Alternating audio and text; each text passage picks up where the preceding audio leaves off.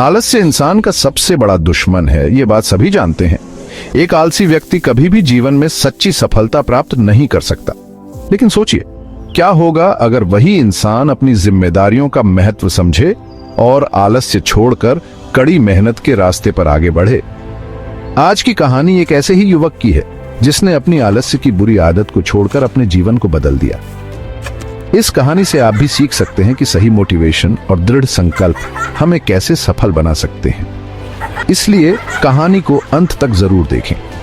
एक छोटा सा गांव था जो शहर के शोरगुल से बहुत दूर था। वहां एक युवक अपने माता पिता के साथ एक छोटी सी झोपड़ी में रहता था। उस युवक का नाम था रोनी। वह अपनी आलसी आदतों की वजह से पूरे गांव में जाना जाता था।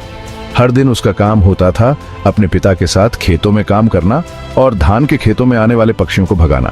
जब गांव के बाकी लोग खेतों में खड़े होकर पक्षियों को भगाने के लिए लाठी या गुलेल का इस्तेमाल करते थे, तब रोनी सोचता था कि ये सब खड़े होकर क्यों काम कर रहे हैं। उसने कुछ अलग करने की सोची। उसने खेत के चारों ओर लकड़ी के खंभों पर खाली तेल के डिब्बों में छोटे पत्थर भरकर टांग दिए और उन्हें रस्सियों से बांध दिया। इस तरह वह आराम से लेटे हुए भी पक्षियों को डराकर भगा सकता था। रोनी की ऐसी आलसी आदतों से उसके पिता थोड़े चिंतित रहते थे। उन्हें लगता था कि अगर कभी वे बीमार पड़ गए तो रोनी अकेले सब कुछ संभाल नहीं पाएगा। हालांकि रोनी अपनी चालाकी से उसे सौंपे गए काम किसी तरह पूरा कर ही लेता था, इसलिए उसके पिता कभी बहुत ज्यादा नाराज नहीं होते थे। लेकिन समय किसी के लिए रुकता नहीं। गर्मी का मौसम आ गया और धान के खेतों को विशेष देखभाल की जरूरत थी। तभी अचानक उसके पिता बीमार पड़ गए। अब सारी जिम्मेदारी रोनी के कंधों पर आ गई। हफ्ता बीत गया लेकिन उसके पिता ठीक नहीं हुए। धीरे धीरे वही डर सच्चाई बन गया। सूखे की वजह से खेत सूखने लगे और पानी न होने के कारण धान की फसल बर्बाद हो गई। रोनी पूरी तरह से निराश हो गया। उसे समझ नहीं आ रहा था कि अब क्या करे। परिवार की जमा पूंजी खत्म हो रही थी और पिता के इलाज का खर्च बढ़ता जा रहा था। जो फसल उनकी एकमात्र उम्मीद थी वह भी खत्म हो गई। रात को आसमान के तारों को देखते हुए रोनी गहरी सोच में डूब गया। मैं तो गांव का लड़का हूँ, खेत का काम मेरे लिए कठिन नहीं होना चाहिए था, लेकिन मेरी आलसी आदतों और मेहनत की कमी के कारण ही परिवार की एकमात्र उम्मीद खत्म हो गई। उसे खुद पर बहुत दुख हुआ। अगली सुबह गांव में कुछ हलचल दिखी।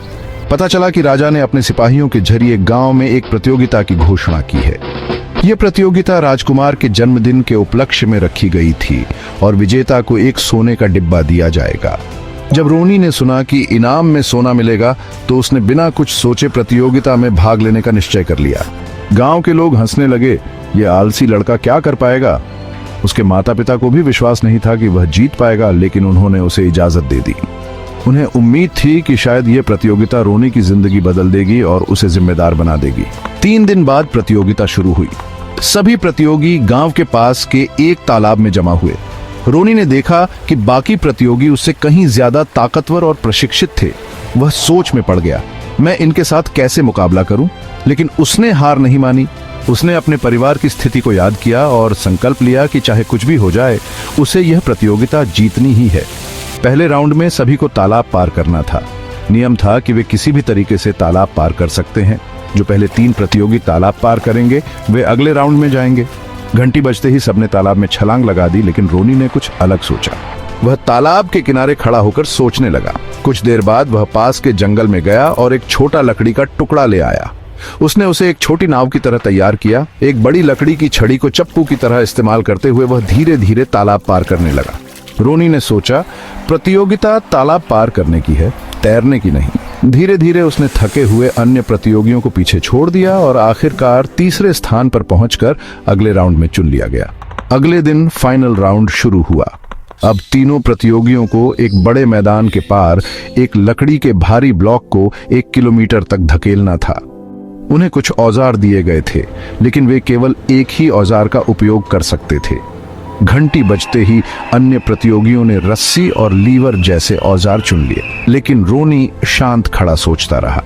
फिर उसने एक ऐसा औजार चुना जिसे देखकर सब हैरान रह गए, एक छुरी।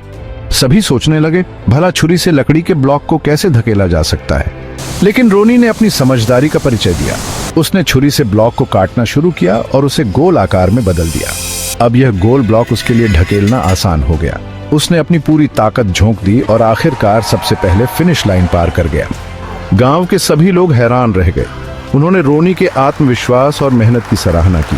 एक ऐसा व्यक्ति जिसे सब आलसी समझते थे, वह अपनी बुद्धि और मेहनत के बल पर प्रतियोगिता जीत गया। अक्सर आलसी लोग बुद्धिमान होते हैं, लेकिन उनकी समस्या यह होती है कि वे अपने आलस्य की वजह से अपनी असली शक्ति का उपयोग नहीं कर पाते। इस कहानी में हमने देखा कि जब किसी आलसी इंसान के सामने कोई बड़ा लक्ष्य आता है, तब वह अपने अंदर की ताकत और समझ को सामने लाता है।